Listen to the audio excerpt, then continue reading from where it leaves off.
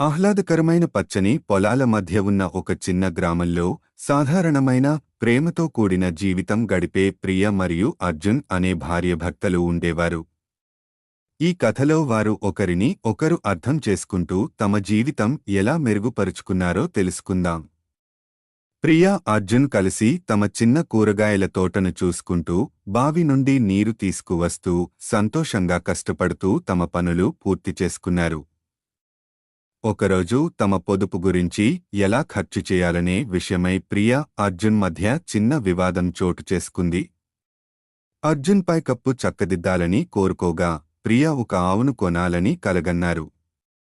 ఆ సాయంత్రం ప్రియ, అర్జున్ ప్రియమైన భోజనాన్ని సిద్ధం చేశారు. ఆమె వారి కలలు కలిసి నెరవేరుతాయని అర్థం చేసుకుంది. ప్రియ ప్రేమతో చేసిన ఆహారాన్ని చూసిన అర్జున్ ఆమె కల యొక్క ప్రాధాన్యతను అర్థం చేసుకున్నాడు.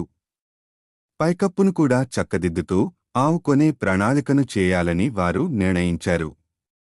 ఆ రోజు నుండి ప్రియ, అర్జున్ మరింత కష్టపడి పనిచేశారు. పైకప్పును చక్కదిద్దే పని పూర్తిచేసి ఆవు కోసం పొదుపు చేశారు. కొంతకాలం కష్టానంతరం ప్రియ, అర్జున్ తమ కలను నెరవేర్చారు. వారి ఇంటి పైకప్పు సక్రమంగా ఉండగా, వారి ముంగిట ఆవు శాంతంగా మేత తింటూ వారి జీవితానికి కొత్త ఉత్సాహాన్ని తెచ్చింది. ప్రియ, అర్జున్ తమ ప్రేమ, సహనంతో జీవితం ఎలా మెరుగుపరుచుకోవచ్చో చూపించారు. వారి చిన్న ఇంటి వద్ద ఇప్పుడు ఆనందం మరియు ఆశ నిండింది.